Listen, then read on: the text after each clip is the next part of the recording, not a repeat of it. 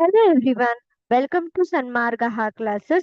ನಾವು LBA ಅಂಗಾಂಶಗಳು ಪಾಠದ ಪ್ರಶ್ನೆ ಉತ್ತರಗಳನ್ನು ವಿವರಿಸುತ್ತಿದ್ದೇನೆ. ಪ್ರಶ್ನೆ 5. ಜಲಸಸ್ಯಗಳ ಪ್ಲವನಕ್ಕೆ ಕಾರಣವಾದ ಪೇರೆನ್ಕೈಮ ಅಂಗಾಂಶ. ಇದು ಸಾಧಾರಣವಾದ ಪ್ರಶ್ನೆ ಆಗಿದೆ. ವಿದ್ಯಾರ್ಥಿಗಳೇ, ಜಲಸಸ್ಯಗಳು ಅಂದರೆ ನೀರಿನಲ್ಲಿ ಬೆಳೆಯುವ ಸಸ್ಯಗಳು. ಈ ಸಸ್ಯಗಳ ಪ್ಲವನ ನೀರಿನಲ್ಲಿ ಬೆಳೆಯುವುದಾದ್ದರಿಂದ ಈ ಸಸ್ಯಗಳು ತೇಲಾಡಬೇಕಾಗುತ್ತದೆ. ಪ್ಲವನವೆಂದರೆ ತೇಲಾಡುವುದು. ಈ ತೇಲಾಡುವುದಕ್ಕೆ ಈ ಜಲಸಸ್ಯಗಳಲ್ಲಿ ಈ ಅಂಗಾಂಶವು ಇದೆ.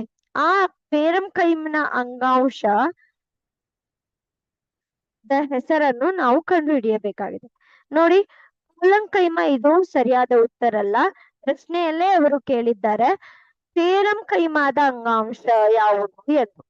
ಪೇರೆನ್ಕೈಮವು ಸರಳ ಶಾಶ್ವತ ಅಂಗಾಂಶದ ಭಾಗ. ಪೇರೆನ್ಕೈಮ ಅಲ್ಲ. ಪೇರೆನ್ಕೈಮವು ಸರಳ ಶಾಶ್ವತ ಅಂಗಾಂಶದ ಭಾಗ. ಪೇರೆನ್ಕೈಮ ಇದು ಪತ್ರಹರಿತನ್ನು ಹೊಂದಿರುವಂತಹ ಪೇರೆನ್ಕೈಮ. ಇದು ಕೂಡ ಸರಿಯಾದದ್ದಲ್ಲ. ಪೇರೆನ್ಕೈಮ ಇಲ್ಲಿ ನೋಡ್ಬೋದು ಚಿತ್ರದಲ್ಲಿ ಏರ್ ಕ್ಯಾವಿಟೀಸ್ ಅಂತ ಕರಿತೀವಿ ನಾವು ಇದನ್ನ. ಗಾಳಿಯ ಗುಳಿಗೆಗಳು.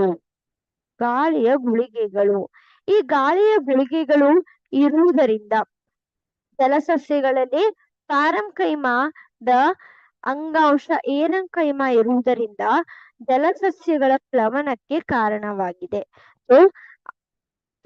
ಸರಿಯಾದ ಉತ್ತರ option A aerenchyma. Thank you.